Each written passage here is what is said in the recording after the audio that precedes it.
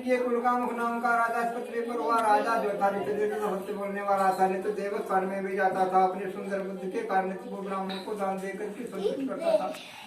ये राजा उल्कामुख किनारे भगवान का पूजन कर रहा था। उस समय में वहाँ पर एक साथ दुनिया व्यापार के लिए बहुत सा नाव में साथ लेकर के आया। जल से भरी हुई नाव को किनारे पर खड़ी करके राजा के पास आया।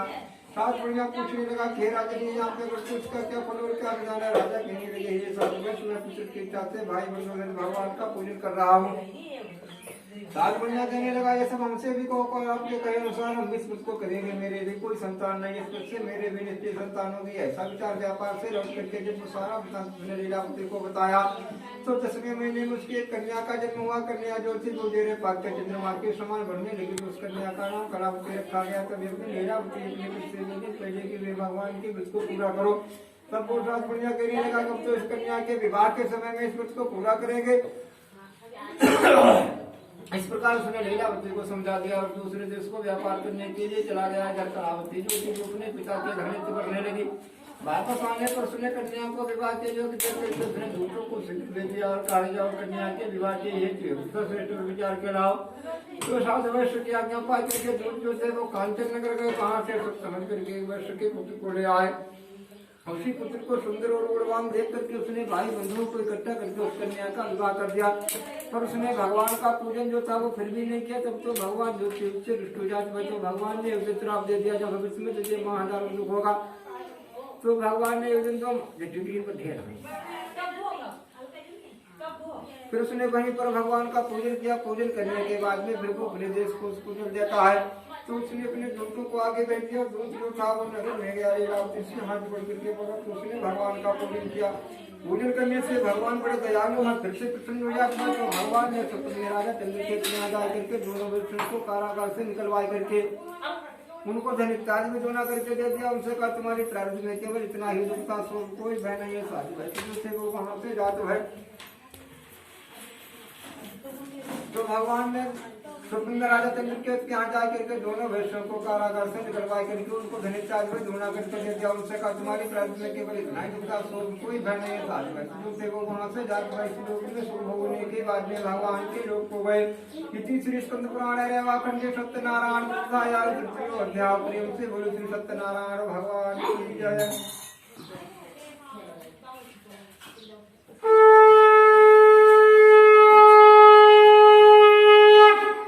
राधा कृष्ण भगवान की जय हो।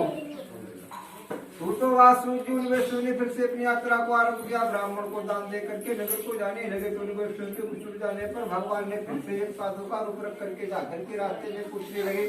तब वो भगवान का अनादर करके हंस करके बोला क्या तुमको भी कुछ चाहिए लेकिन मेरे नाम में लता पत्र आज भरे हैं। ऐसे लता पत्र के वचन सुनकर के भगवान ने कहा तेरा ये वचन तुझे सत्य हो जाए। भगवान नारायण जो थे वो वहां से चले गए। कुछ सोचा करके समुद्र के किनारे अपना आसन लगा करके बैठ गए। जब वो नित्य क्रिया करके अपनी नाव पर सवार हुआ नाव को जल के कुछ देख करके आश्चर्य करने लगा। तो उसका जमाता कहने लगा ये तो भगवान का दिया हुआ श्राप है। वो सब कुछ करने में समर्थ है। तो उन्हीं की शरण में चलोगे तो भविष्य में सबका मनवांछित पूरे भगवान नारायण के पास गया जाकर के कहने लगा कि भगवान जो मैंने आपसे कहा है वो मेरा अपराध क्षमा करो। ऐसा कहकर उसने भगवान को तो वो बार बार प्रणाम करता है। भगवान का पूजन करता है। पूजन करने से भगवान बड़े दयालु हैं। प्रसन्न हो जाते हैं। तो भगवान ने तो उसने वहीं पर भगवान का पूजन किया। भगवान ने उस व्यक्ति को मुंह मांगा उसे देकर के ध्यान होगा। तो उसने वहीं पर पूजन किया। इसके बाद में फिर वो अपने देश को उसको चल देता है। तो उसने अपने दूतों को आगे भेज दिया। दूत था वो नगर में गया। लीलावती से हाथ जोड़ करके बोला यहाँ आपके प्रतिभा माता बहुत से धन के नगर के समीप आ रही है। लीलावती जो थी वो प्रसन्न हुई। इधर वो भगवान का पूजन भी कर रही थी। तो पूजन हो जाने के बाद में फिर वो अपने पति के पास चली गई प्रसाद पाई करके। कलावती जो थी वो बगैर प्रसाद पाई ही पति के पास चली गई। तो प्रसाद को छोड़ करके चले जाने से भगवान ने रुष्ट होकर के उसके प्रतिभाओं को समझने में डुबो दिया।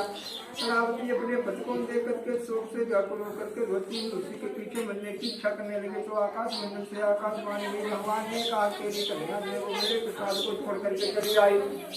किसी से ही इसका पति दृष्ट हो गया। फिर भी घर जाए प्रसाद पाए आगे तो इसका पति में जाएगा। आकाश मंडल से ऐसे बात सुनकर के कलावती ज्योति को बहुत जल्दी से घर आए तो प्रसाद पाई करके वहां को गए तो फिर उसको पुण्यपति के दर्शन मिले। कृष्ण ने वहीं पर भगवान का पूजन किया। पूजन करने के बाद में फिर वो अपने देश को चल जाता है आगे। वो हर पूर्णमासी और हर संक्रांति को भगवान का पूजन देवता से नियम पूर्वक करने लगा। यह लोक के सम्मुक्ताराम जब तक श्लोक में रहा सुखमुक्ता रहा। अंत में भगवान के लोक को गया।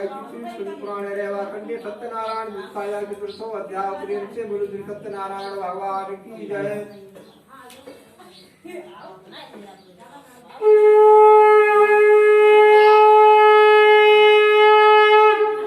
बोलो राधा कृष्ण भगवान की जय। जी की प्रजा के पालन करने में तत्पर तुंगभद्र नाम का एक राजा था। उसने भी भगवान के प्रसाद को छोड़ करके चित्त कष्ट पाया। एक कृष्ण ने वन में जाकर के अनेक भाग के पशुओं को मारा। आगे चल करके उसने देखा कि भगवत के पेड़ के नीचे बाल जो थे वो भाई बंधु भगवान का पूजन कर रहे थे। राजा ने देखा तो परंतु मारे ग्रह के तो उसने प्रणाम किया ना। वो पास में गया था। वाल वालों ने पूजन हो जाने के बाद में प्रसाद ले जा करके राजा के पास रख दिया। फिर लौट करके बड़े हर्ष से प्रसाद को पाया। राजा ने प्रसाद को नहीं पाया। राजा ने सोचा पता नहीं कौन की जाति किनका छुआ हुआ प्रसाद नहीं लेना चाहिए।